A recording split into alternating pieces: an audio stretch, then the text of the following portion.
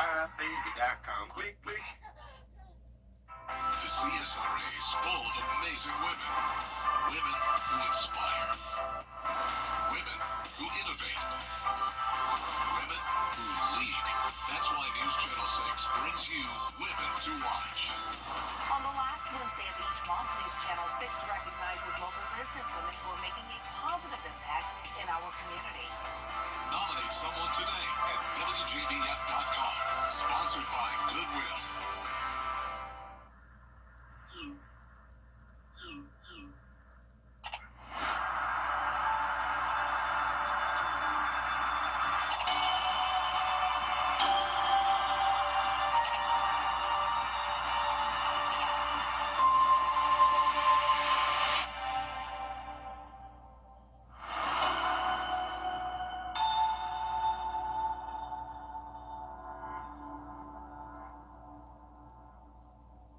The Live 5/6 Skyview Network, sponsored by Terry Lambert Hyundai.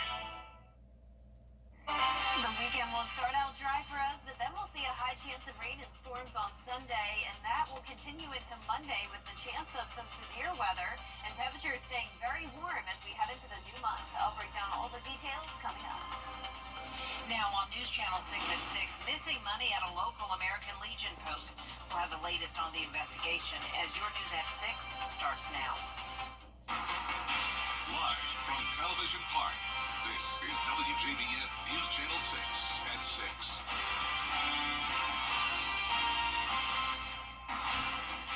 Good evening, everyone, and thanks so much for joining us. I'm Jenny Montgomery. Coverage you can count on begins with an investigation underway after leaders at American Legion Post 26 in Aiken discovered nearly $20,000 missing from their bank account.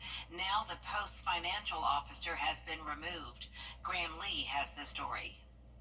Members of the Post are looking for answers after discovering the money was missing. Look at all the great things that our volunteers do. All the great things that our community allows us to do. And the first thing I saw in my mind's eye was, man, it's going to be really hard to do a lot of those things. American Legion Post 26 in Aiken recently discovered the misappropriation of a large amount of money. An internal review of financial records between last November and this February showed unauthorized cash withdrawals totaling more than $17,000. And then the gamut of emotions that come after that, right? You know, I'm angry because now we're not going to be able to do those things. Now the Post financial officer, David Savage, is being investigated by law enforcement. The Aiken County Sheriff's Office confirms Savage is under investigation for embezzlement. Last year, he was our Legionnaire of the Year. He's been running our baseball program. 2 years ago, we started a softball program for the young ladies. And he's had a hand in doing all that. While the investigation plays out, Post members are concerned whether they can support vital programs like baseball and Boys State. We're gonna have to dig deep and get out to the community and do that fundraising, or else we're gonna lose some of those programs. These are men and women that have written a blank check to our nation, and now that they do a lot of great things for our community. And now we're gonna have to come to them and ask them to double their efforts. Savage is still a Post member, but is not serving as the Post financial officer. The Sheriff's Office has now passed the investigation on to the South Carolina Law Enforcement Division. In Aiken, Graham Lee, WJBF, News Channel 6. Chief Meteorologist Jenna Petracci joins us now for a check of the weather. Great day out there, Jenna. Yeah, another beautiful one, Jenny. And right now on our Terry Lambert Hyundai Skyview cam, looking outside the station, you can see lots of sunshine once again today, barely any cloud cover. And as for our temperatures, they're warmer than yesterday by quite a bit. 10 degrees warmer in places north of I-20, at least 5 degrees warmer down south. Now, our current temperatures are anywhere from the upper 70s through low 80s. Augusta, 81, 82 in Evans, Bamberg and Aiken, both at the 80-degree mark, 80 in Crawfordville and Gibson, and 79 now in Edgefield. Now, unfortunately, even though it's beautiful outside, we do still have that high fire danger threat. Fires can still spread very easily with the dry vegetation we're still dealing with. We desperately need some rain. And relative humidity is higher today, but still pretty low. And we do have some breezy winds at times. So notice yesterday we had the relative humidity around 18% in some spots. Now it's up to at least 30% in Augusta, so that's helping a bit. Winds are coming out of the southeast. Sustained winds are up to around 12 miles per hour at the highest, gusts up to around 15. And as for our satellite radar, you can see the clear conditions here in town, but out to the west of us, that's where we have some cloud cover and some rain. So we'll keep it dry the rest of tonight and on our Saturday. Temperatures going down into the low 70s, partly cloudy by around 9 o'clock. But looking ahead here, you can see the weekend starts out dry, staying very warm as well. But then on Sunday, all that moisture from the west will move into our area, bringing us a high chance of rain and storms. And then same thing on Monday, but at that point, we'll have the chance of some severe storms as well. I'll have a look at your futurecast along with the 10-day forecast coming up shortly. But back to you, Jenny. Thanks, Jenna. An Edgefield County man is behind bars on child pornography charges. 39-year-old Brandon Brown is charged with 1 count of sexual exploitation of a minor. According to warrants, Brown had sexually explicit images of a 4-year-old child on his cell phone. Brown is being held in the Edgefield County Detention Center. In Columbia County, a daycare worker has been accused of injuring a child. 18-year-old Jayla Roberts has been charged with cruelty to children in the first degree. Investigators say footage from a World of Hope daycare in Grovetown shows Roberts dragging a 4-year-old across the floor by the wrist, then lifting the child in the air by both wrists. The child suffered a partially dislocated elbow and was taken to the hospital. Roberts is no longer employed at the daycare. April is Sexual Assault Awareness Month, and Augusta University is beginning its observance with the annual Clothesline Project. It's a display of t-shirts with messages and drawings designed by survivors of sexual assault. Dozens of volunteers from AU and Fort Eisenhower work together to put the display on. The university says the goal is to bring awareness to sexual violence and provide survivors with resources. When we have opportunities to make t-shirts at different events, we'll have students or faculty or staff come up and say, wow, this has really meant something to me. Every year that this comes up, it's a reminder, but it also reminds me that I'm not alone. AU will host events to observe Sexual Assault Awareness Month throughout April. We have a link to those events on WJBF.com. Happening soon, the American Heart Association hosting an event to save lives. You are taking a live look at SRP Park, where the 2025 Heart Walk is set to begin in about 15 minutes. More than 2,500 community members and volunteers are walking to save lives. We'll have more from the walk tonight at 10 and 11. Aiken County breaking ground today on the first phase of the Powder House Connector project. Phase 1 of the project will be getting underway along Whiskey Road, April 14th. The road will be just under 2.5 miles and cost around $14 million. This project has been in the works for over 20 years. Phase 1 will create kind of like an L between Whiskey and Corporate Parkway. So this one's gonna come off Whiskey, and we'll have a roundabout in the middle, and then it'll go up South Centennial and meet up by Aiken Memory Care. The construction of Phase 1 will last about 16 months. There will be a public input meeting next Thursday, April 3rd, about Phase 2 of the project. It starts at 5 p.m. at Odell Week Center. Coming up, protecting the privacy of gun owners in South Carolina. How a new bill would restrict access to bank records. Next. News Nation Monday. Dr. Phil joins Chris. Hamrick's one-day sale and save big. News Channel 6 is giving your best partners are grateful to all who joined us in supporting the Augusta Dream Center. We donated our time, and you can make a difference by giving. Your generosity serves families and individuals in need of the CSRA. Thank you for giving your best. The News Channel 6 mobile app is now even better. Download it today. A bill in the South Carolina House aims to keep gun owners' information private. The Second Amendment Financial Privacy Act would ban banks from tracking purchases of firearms and ammunition. Supporters say the bill would protect the Second Amendment rights of South Carolinians. Opponents say the language of the bill is troubling. I have a little concern because it creates a cause of action on our industry should this occur. However, we do feel fairly confident that at least banks are not doing this in the state or really anywhere right now. And right now the card networks aren't. Make sure that gun owners have their rights are fully stored, and that retailers also aren't being punished, or that credit card companies aren't offering incentives to flag these kinds of purchases. 19 other states have passed a similar bill. Chief Meteorologist Jennifer Tracci is back with us now. Well, we've had beautiful warm weather this week, and it's going to stay dry for Saturday, but we'll finally see some beneficial rain on Sunday, but it also comes with some storms. We'll be watching Monday very closely for a chance of severe weather. I'll break down all the details right after this break. You've been in a serious crash. Push ins. The Live 5 for 6 Skyview Network, sponsored by Terry Lambert Hyundai.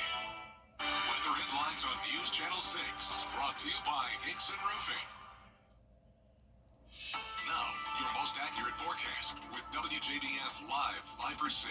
Welcome back. I had some special guests on Tuesday. Here's a shout out to Archer's Homeschool Group. They came by the studio Tuesday evening, and it was so much fun. This was a great group of kids. They were so excited to learn all about my job, and every single one of them nearly tried out the green screen, which is awesome to see. Showed them how I make my weather graphics, and they just asked so many great questions. And we did have a couple kids that are actually hoping to be meteorologists one day, so that was really cool to be able to show them around. So thank you so much to Archer's Homeschool Group for coming by. Now let's take a look at the smoke. We are still tracking those wildfires in the upstate around Greenville. The Table Rock fire is the most significant one.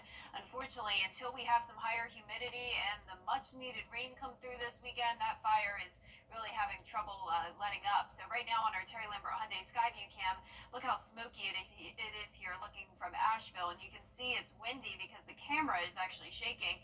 Here in town, luckily the winds are pretty light for us today, and it's very warm outside. We're at 81 degrees. Humidity has climbed a little bit up to around 33%, and our temperatures are pretty consistent, upper 70s to low 80s this evening.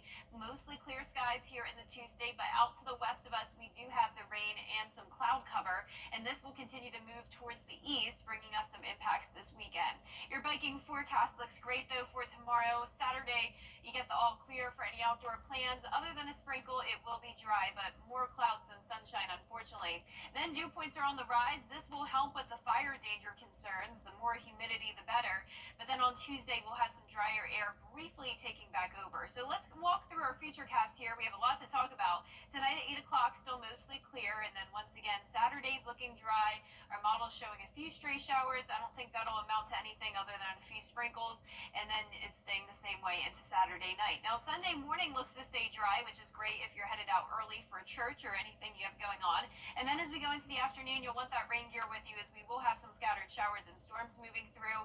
And then look out back towards the west. This is the cold front that we'll be watching for Monday. Let's bring it closer to home, though, for Sunday at noon, still dry. And then in the afternoon, you can see those storms starting to fire up with the heating of the day. We'll have some periods of dry weather, so it won't be a complete washout, but rain and storms will continue into the evening as well. Now, here comes the cold front, starting out Monday dry, but then by the afternoon, that front will bring us the chance of, once again, some strong to severe storms. Now, I do think the majority of that storm energy will be staying to our south and west, but we still can't rule out the possibility of some heavy rain, which, of course, is good news because we are in a drought, so we could use it up to around 1 inch to maybe 2 inches expected, but also we have the possibility of some damaging winds and hail. So we'll continue to watch this and keep you updated.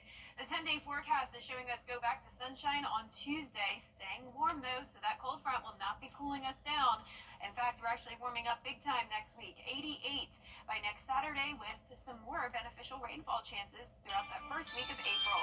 Now, congratulations to today's umbrella winner. That is Bonnie Kutcher from North Augusta, South Carolina. Bonnie, you can pick up your Viper 6 umbrella here at the station and sign up to win yours on WJBF.com. All right, great umbrellas. Thank you, Jenna. Coming up, we are counting down to opening day for the Augusta Green Jackets with some big changes coming to SRP Park this season. Sports is next.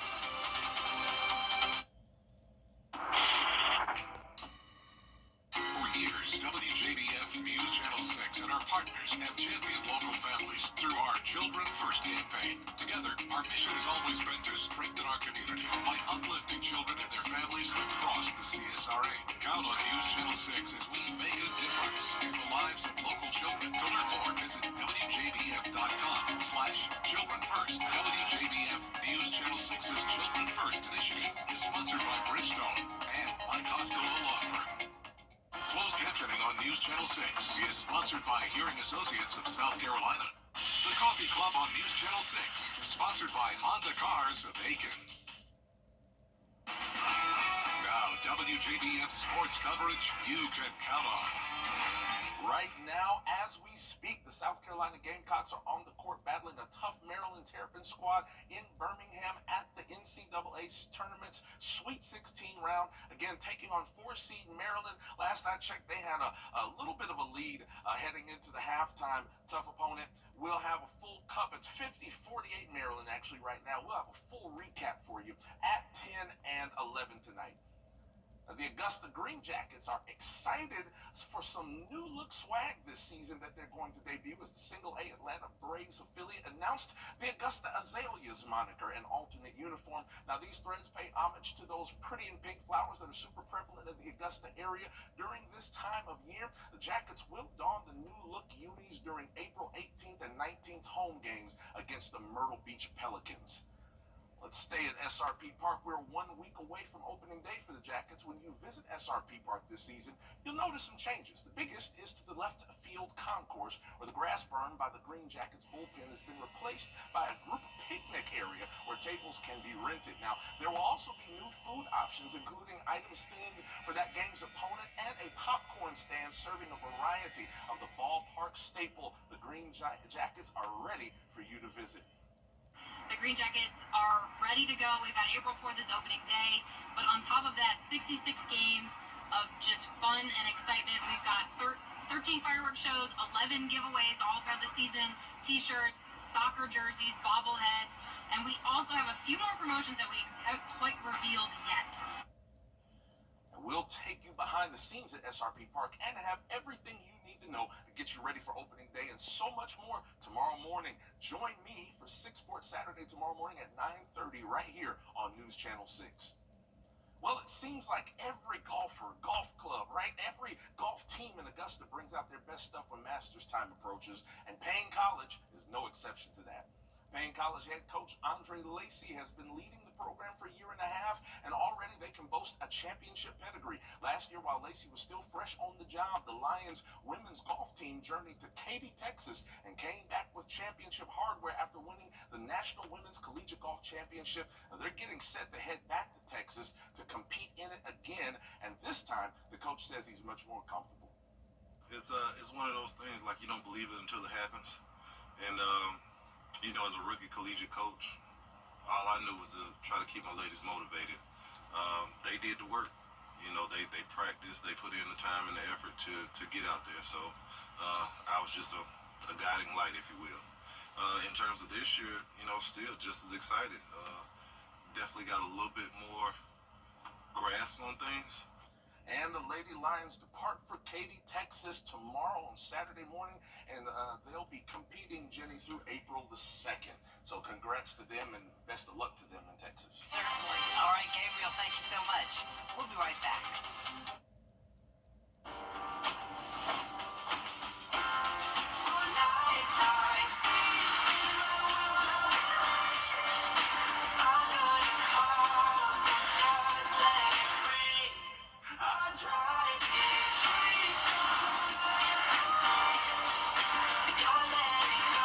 Owners and lessees of an eligible competitive luxury brand vehicle get this low mileage 2025 Cadillac Optic Luxury One vehicle shown. Lease for around $389 per month.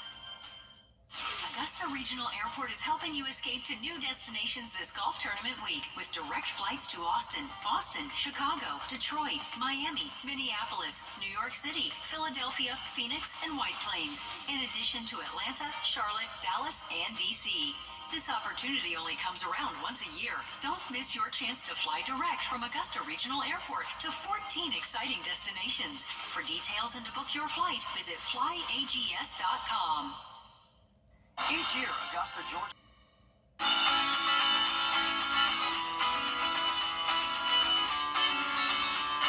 Follow News Channel 6 on Instagram.